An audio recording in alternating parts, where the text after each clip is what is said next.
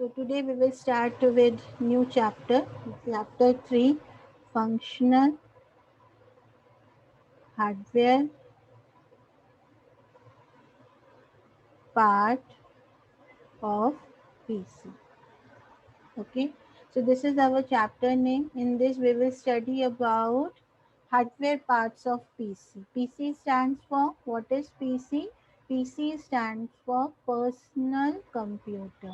Okay, जो desktop, laptop which we are using for our personal use, we can say it is a personal computer. तो ये हमने PC name दिया था. That was simple. Earlier it was PC. फिर उसके बाद PC XT.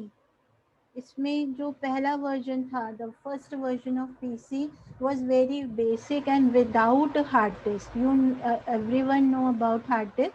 तो hard disk is a secondary storage place where you can store your large amount of data. तो it is inside of your CPU part, जो आपका box रहता है. CPU not that processing unit, that mother where you have everything hardware part. So that is your CPU, Central Processing Unit, that big black box if you have desktop. और अगर laptop है तो motherboard पे you have many components, many ICs, many ports, everything is there.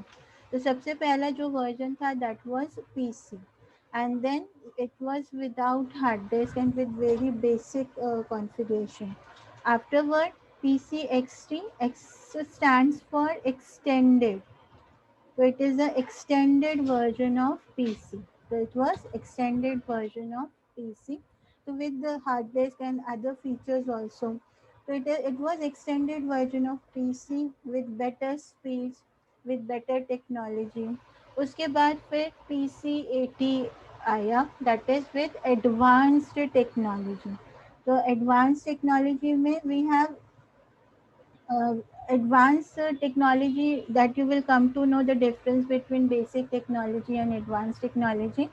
uh, we have chapter in 12th standard also where we have advanced microprocessor. So in advanced microprocessor we have 386, 486, Pentium. So these are the different version or different types of processor designed by Intel. तो हमने mostly जो है Intel के processor ही market में आप देखते हो, या एएमडी के मोस्टली प्रोसेसर देखते हो. तो इंटेल के जो प्रोसेसर हैं, now this processor word is also new for you. What is processor? ठीक है, so that also we will discuss. तो ये तीन कैटेगरी स्टार्टिंग में हमें मिली. तो पीसी था without hard disk, then extended technology में with hard disk and some new features. Advance technology में we have different architecture of this processor. उसमें जो वर्क था, that means how we are executing the instruction, that concept is very different. Means units are different. पहले एक ही unit में सब काम होता था. एडवांस प्रोसेसर में we have divided the unit. तो that also we will study. तो basic in this we have the hardware parts. So now you should know the difference between hardware and software. अभी आपको ये knowledge तो है ही, क्योंकि अभी नाउ इट्स ऑलमोस्ट काफ़ी दिन हो गए. दोनों का डिफरेंस भी पता चल रहा है. Software is your paper 1 and hardware is your paper 2. तो software where you are learning about all the programming concept, that how you can write the program. And what is hardware? The inside part of your PC, the physical components which you can see, which you can feel, it is hardware part. And software parts are nothing but set of program or a program which is used to perform a particular instruction. So if independently, can they work? Can hardware work without software? Or can software work without hardware? No. If you have hardware, if you have machine, complete machine, then without software it is not possible. It is just like a dumb machine. And if you have software, so software के लिए you need hardware. On that only it is possible to run. Okay, to work on that software. So both are integrated. Without anyone, other cannot be do any work. It is just like incomplete part. So both should be there to work properly or to work with PC, you need hardware as well as software. Both have their own uniqueness, दोनों का importance अपना ही बहुत है। Clear?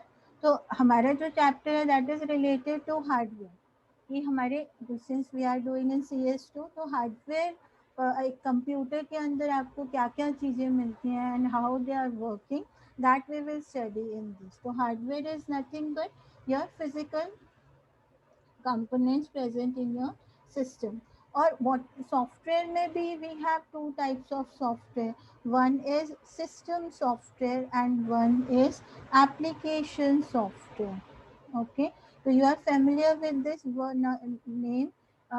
You must have done in your lower classes till 10th तक बहुत सारे student हैं, सबके पास कंप्यूटर सब्जेक्ट होता ही है।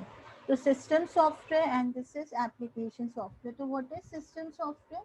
सिस्टम सॉफ्टवेयर के क्या एग्जाम्पल हैं? Operating system, so that is also there in your 12th standard first chapter, CS1 is based on operating system and various utilities रहती हैं, disk utilities, बहुत सारे चीज़ें रहती हैं जो हम यूज़ करते हैं just for proper working with hardware, to work with hardware we have that system software. Without this, मतलब this is the first software that should be there with on your PC or on your system.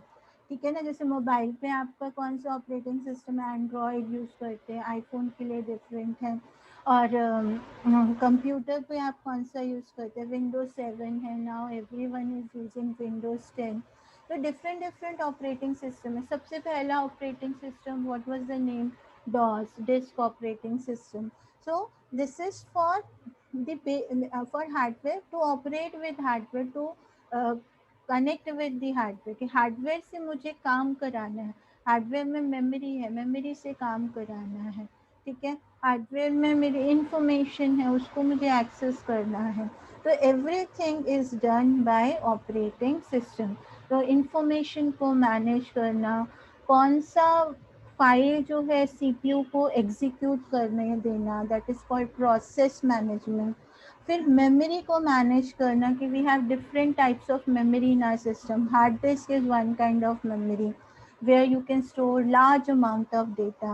RAM is one kind of memory, means whatever the current thing you are doing in your computer, that should available in RAM. We have cache memory, with the most thing, matlab if you are doing 2 3 things, so that should be in RAM. The currently whatever you are doing, that should come in cache, which is the basic building block or inbuilt part of your microprocessor or a processor. जो बड़ा सा CPU chip होता है, आपने कभी machine open की होगी, एक पे फैन लगा होता है या हीटिंग एलिमेंट्स लगे होते हैं, that is your big chip और बिग आईसी जो यूज़ होती है as a CPU, central processing unit. हम पूरे डेस्कटॉप में अगर देखो, वो पूरे बॉक्स को ही जो हो रहता है उसको ही हम सीपीयू बोलते हैं। CPU is that a chip.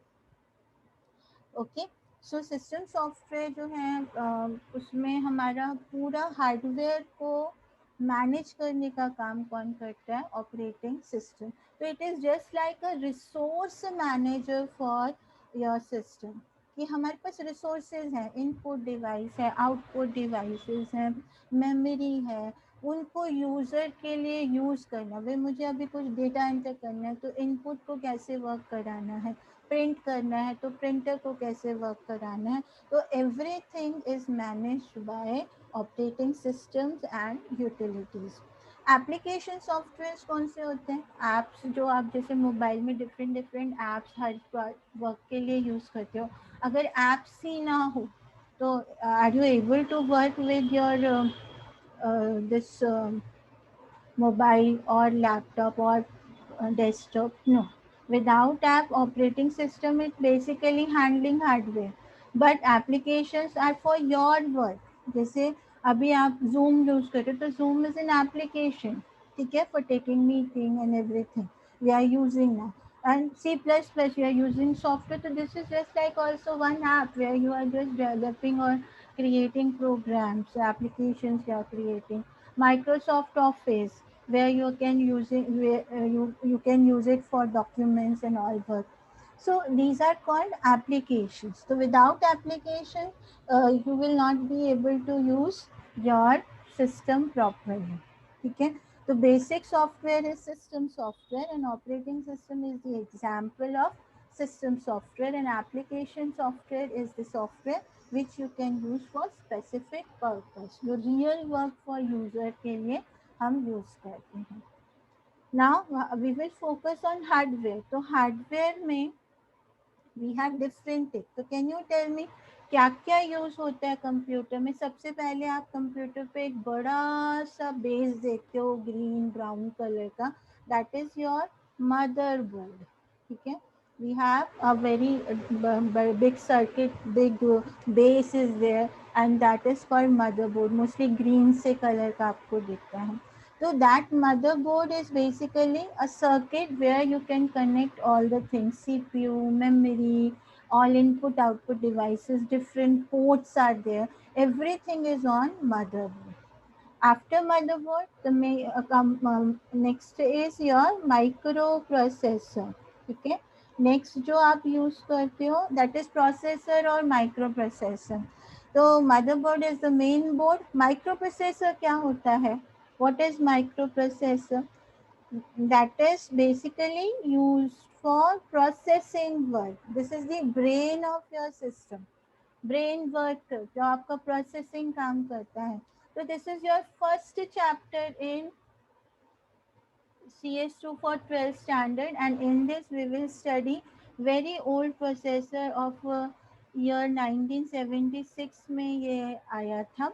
8085 MUP micro processor को शॉर्ट फॉर्म में लिखते हैं MUP.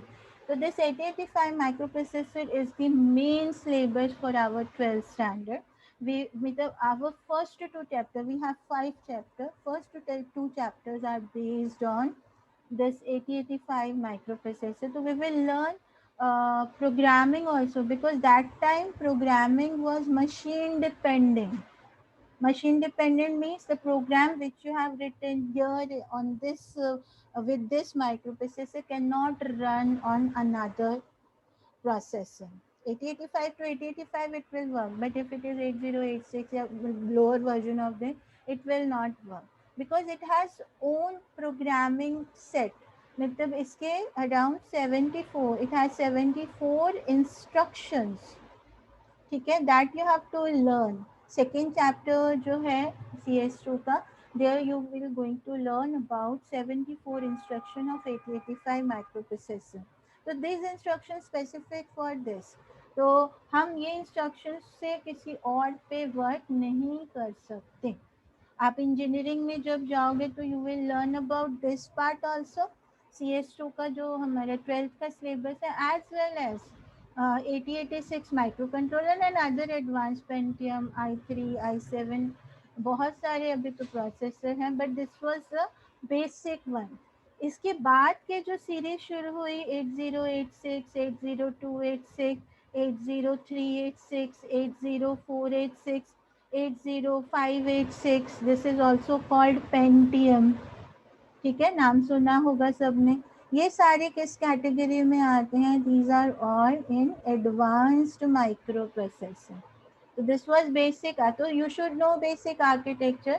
Once you are clear with basic architecture, so you will be it will be more clear for advanced microprocessor.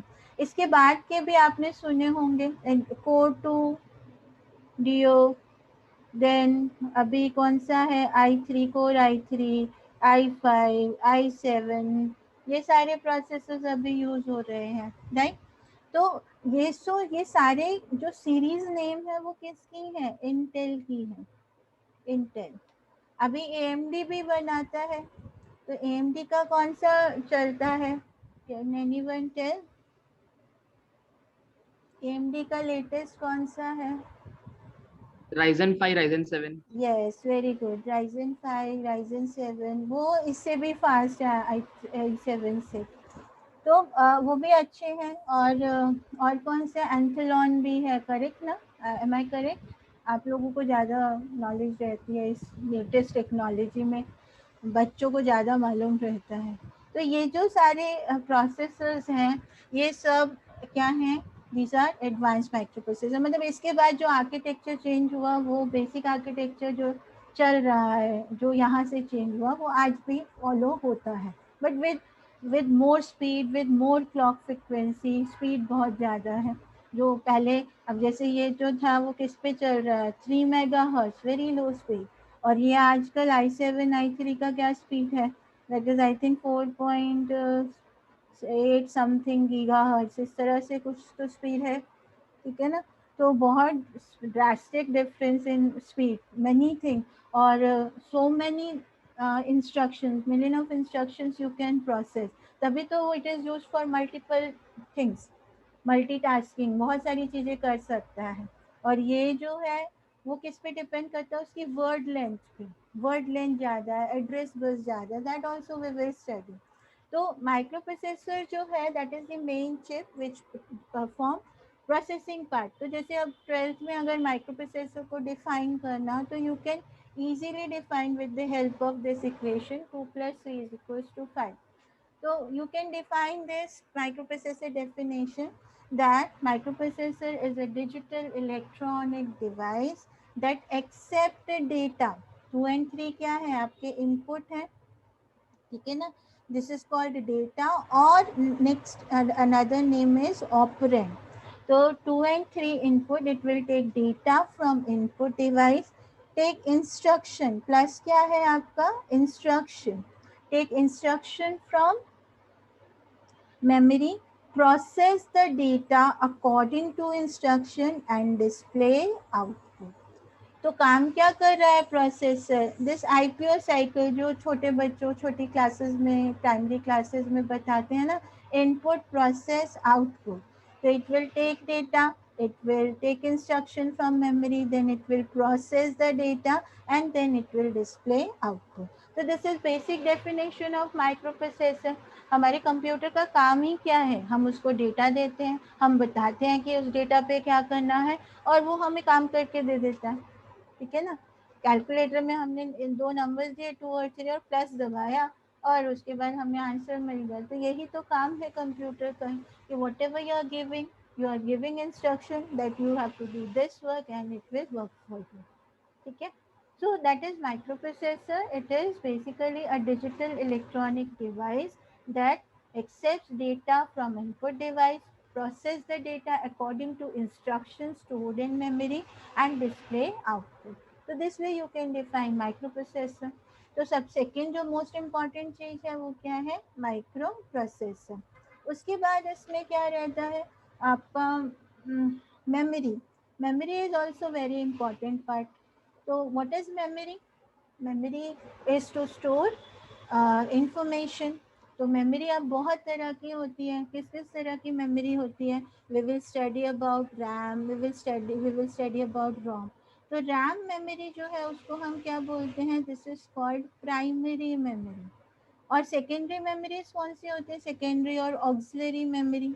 Secondary और auxiliary memory है आपका hard disk है, तो सबको हार्ड डिस्क तो पता है, और कौन से हैं, डीवीडीज वगैरह है, और पेन ड्राइव्स हैं, ये सब क्या है, स्टोरेज थिंग्स हैं, you can store information, large amount of information. तो why it is called primary, why it is called secondary. तो primary memory is very important. आपका रैम आपने देखी भी होगी, एक तरह से मेमोरी स्टिक जिसको हम बोलते हैं, बहुत सारे स्टूडेंट ने रैम देखा भी होगा। Right now I don't have, तो नहीं तो मैं दिखा देती आपको। तो रैम जो है that is random access memory. तो जो भी हम कंप्यूटर पे काम करते हैं, अभी right now I am working, तो मैं जूम पे लेक्चर ले रही हूँ, तो what ever I am doing the current thing, it should be loaded in RAM.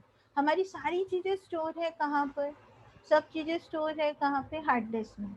और मेरा इस टाइम पे क्या वर्क चल रहा है, ऑपरेटिंग सिस्टम चल रहा है और जूम चल रहा है।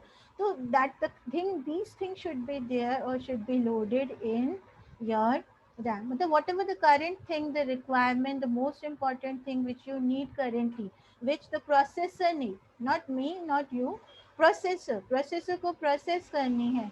तो अगर मेरे को कोई फाइल एग्जीक्यूट करनी है तो आई नीड टू, और not I, operating system will bring that file from hard disk and transfer it into RAM. So this is done by memory management system of operating system. और primary मतलब जो operating system के main functions आप पढ़ोगे 12th standard में कि file को manage करता है, हमारी मेमोरी को मैनेज करता है, कौन सा प्रोसेस एग्जीक्यूट होना है, अगर दो तीन प्रोग्राम हम एक साथ एग्जीक्यूट कर रहे हैं तो कौन सा प्रोग्राम सबसे पहले एग्जीक्यूट होना चाहिए, सीपीयू किस प्रोग्राम को प्रायोरिटी किसको एग्जीक्यूट करना है, तो everything is decided by operating system. और ऑपरेटिंग सिस्टम, आज के operating systems are very smart, ठीक है, उन बहुत ही उसमें बहुत वर्क है, एल्गोरिथम्स हैं जिससे हमें हमारे काम बहुत इजीली हो जाते हैं। पहले के टाइम के ऑपरेटिंग सिस्टम इतने डेवलप्ड नहीं थे, but now it is fully design and fully developed, और इतने सारे एल्गोरिथम्स हैं कि हमारी हमारी वर्क को ईज करने के लिए बहुत इजीली हम सब काम कर सकते हैं। तो अगर जो भी मैं काम कर रही हूँ तो that should come in RAM, random access memory, तो this that's why it is called primary memory. तो आपने और भी एक मेमोरी सुनी होगी, दैट इज कैश मेमोरी, फिर हमारा रैम आता है, and then we have hard disk और सेकेंडरी स्टोरेज। इसको प्राइमरी मेमोरी बोलते हैं, इसको हम सेकेंडरी मेमोरी बोलते हैं, ठीक है। और कैश कहाँ पर होती है, cache memory. So cache memory is in processor, जो हमारा माइक्रो प्रोसेसर है, तो माइक्रो प्रोसेसर का जो चिप है within that we have memory. Clear.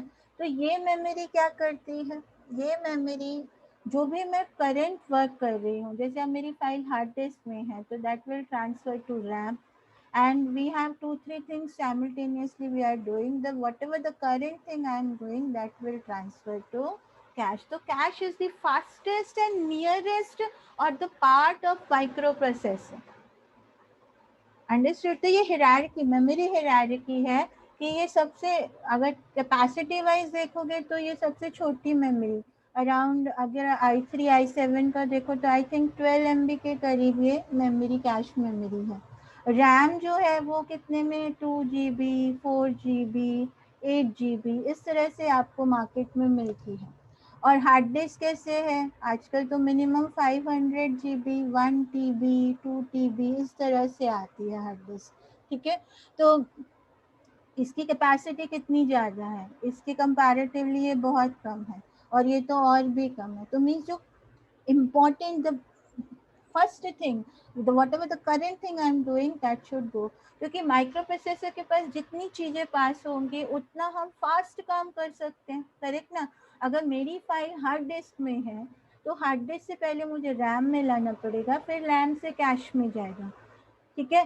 तो ऑपरेटिंग सिस्टम क्या स्मार्ट वर्क करता है कि जो काम, जो फाइल मुझे चाहिए वो एडवांस में ही वो फेच करते करते कैश को देता रहता है, so that micro processor should not sit idle, खाली नहीं बैठना चाहिए। हमारा सबसे इम्पोर्टेंट काम करता है प्रोसेसिंग, तो इसको हम कॉन्टिन्यूसली काम देते रहेंगे, it should not sit idle. or the speed of microprocessor and speed of peripheral, hard disk is a storage or it's a peripheral. So the speed of this and the speed of your input output devices, storage devices, always, they are always slower than microprocessor. तो हम दोनों को एक साथ काम नहीं करवा सकते, तो हम इसको पहले काम करवा सकते हैं, so that micro processor should not sit idle, उसको कॉन्टिन्यूस वर्क मिल जाए और हमारा काम फ्रैक्शन ऑफ सेकेंड्स में होता रहे। अगर माइक्रो प्रोसेसर इन सब की वेट करता रहेगा तो जो हमारे पलक झपकते ही, आँख झपकते ही कंप्यूटर प्रोग्राम एग्जीक्यूट हो जाते हैं, वो नहीं हो पाएंगे, अंडरस्टूड। तो जैसे जैसे कैपेसिटी वाइज इस तरह से आपको बढ़ते जाओगे और कॉस्ट वाइज ये इस तरफ बढ़ता जाएगा, ठीक है। कॉस्ट वाइज आप अगर देखोगे तो 500 GB या 1 TB memory, 1 TB hard disk is more और less equivalent to the cost of 4 GB memory, उसके अराउंड ही आपको दोनों का कॉस्ट मिलता है। And this is very important, अगर आपका रैम नहीं है सिस्टम में, क्योंकि जो ऑपरेटिंग सिस्टम भी जब हम ऑन करते हैं वो क्या लोडिंग होती है जिसको हम बूट बोलते हैं, तो उसका मतलब ही क्या है कि वो ओएस लोड होके कहाँ आ रहा है, रैम में। तो रैम ही नहीं होगा तो आपका कंप्यूटर ऑन ही नहीं होगा। अंडरस्टूड। तो कई बार आपका जब सिस्टम चलता नहीं है और टेक्नीशियन या टेक्निकल पर्सन इंजीनियर आता है सिस्टम ठीक करने, उसका first work is to check RAM, whether RAM is working और not. After that if it is not working, तब वो एसएमपीएस को भी देखता है, पावर सप्लाई देखेगा, then it will go further. But सबसे पहला जॉब है उसका कि उसके पास हमेशा एक स्पेयर रैम रहती है। It will check that spare RAM और it will change the slot कि स्लॉट में तो प्रॉब्लम नहीं है। एंड आफ्टरवर्ड्स अगर वो प्रॉब्लम नहीं है तब वो आगे ट्रबल शूट करता है।